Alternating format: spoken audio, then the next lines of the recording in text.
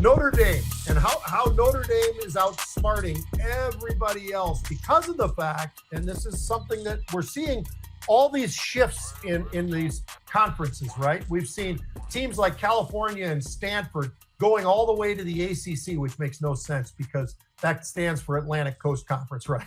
This is two teams that are schools that are sitting on the Pacific Coast, by the way. So we're seeing that. We're seeing SC, UCLA, Oregon, Washington. Now they're in the Big Ten. But independent is what Notre Dame is, and they've been independent for a heck of a long time. They're not in a conference. Well, they've got their own they got their own network with NBC. They've got contracts with them. But how about this one, Justin? And this one is really interesting for me.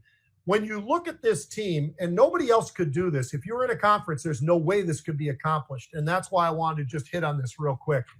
The Irish have 8 home games in a row. That just doesn't happen in college sports. Usually, Michigan's got to go to Ohio State. The next year, Ohio State comes to Michigan and blah, blah, blah. You might have 3 home games. You might even have up to 4. But I have never in my lifetime witnessed somebody in any part of college sports, college football specifically, having 8 games in a row at home. I mean, how do you do that? It's absolutely amazing. Plus, they've got their own TV network. Not so bad. It's a pretty good football team. They made a mistake, a big stumble against Northern Illinois, and that was early. Since then, they have been absolutely dominant. They're scoring 38 points a game. They're the number 12th ranked defense or offense that there is. Their defense has played really well. They're number 3 ranked in points allowed. So they're doing everything right. But I think that home field advantage is sort of something that people probably need to investigate into this thing and say, hey, this can't happen in the future. What do you think of something like this? Is it fair that because they're an independent and they've got their own network that follows them, is all of that fair, do you think, in today's college sports world? Is it fair? Maybe not, but is it making them money and probably helping them play better? Yeah, that's probably the answer, right? They have a really, really big worldwide fan base too. Yeah. It's a crazy reach for a college team. Really, really interesting, and it's probably about all those brand deals and TV network deals that they've done. So, yeah, man, if I was doing 8 home games in a row, having all my friends, family, and all the others rooting for me every night, just crushing over and over again, I'd want to keep that momentum going too.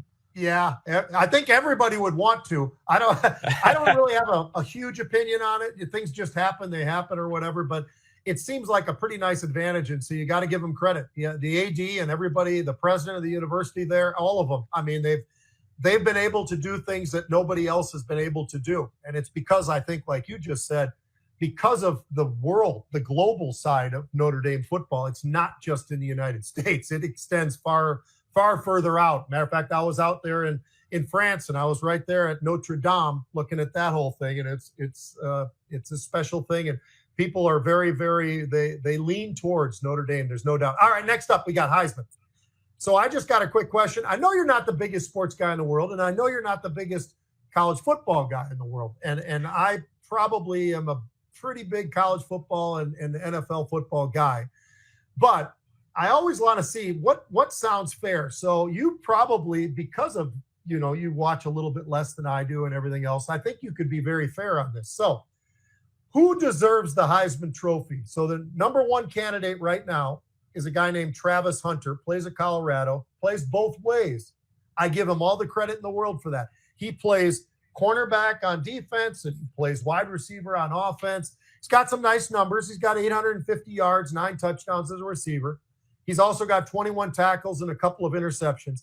Those are good, but not great numbers. Those are good, but not great. And he does play more snaps than anybody in college football because he plays on both sides of the ball. But this kid, Ashton Gentry, all right, he's at Boise State. He is breaking just about every record rushing that anybody ever put up there. So 224 carries, 1,700 yards rushing the football. He's got 23 touchdowns. Now, Travis Hunter's got 9 touchdowns. This guy's got 23 touchdowns running the ball. He catches the ball pretty well. They don't throw him the ball that often. He's got 1 touchdown there. But this kid plays for Boise State, and he looks and runs like Barry Sanders. And I can tell you, as a guy who played in that era, and I had to play Detroit, and Barry Sanders was on the field, he might be the most intimidating running back you'd ever have to go up against, because Barry Sanders was fast. He was low to the ground. He was strong. His legs were like tree trunks. He was unbelievable balance like nobody I've ever seen. This kid's probably the closest thing to Barry I've seen since Barry Sanders, and I'm going back to the late 1980s to get this guy. So I think he's special, but given the numbers I gave you, and there's a lot said for a guy who goes both ways on the football field, though. That is special. Not too many people can do it, because you're playing 85, 90 snaps in a game. I mean, that's incredible. What do you think? Who should win the Heisman? Well, first of all, you're talking about a young guy who's breaking all kinds of records.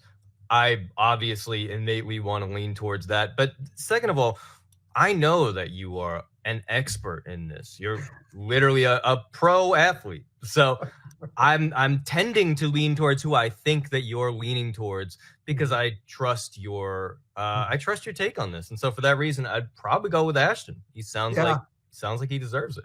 I think it's tough not to go there. There's so many other names. There's betting lines on everything these days, right? And there's betting lines on the Heisman Trophy, who's going to win it, and all the rest of it. But there's some great people. Matter of fact, the quarterback at Oregon is unreal.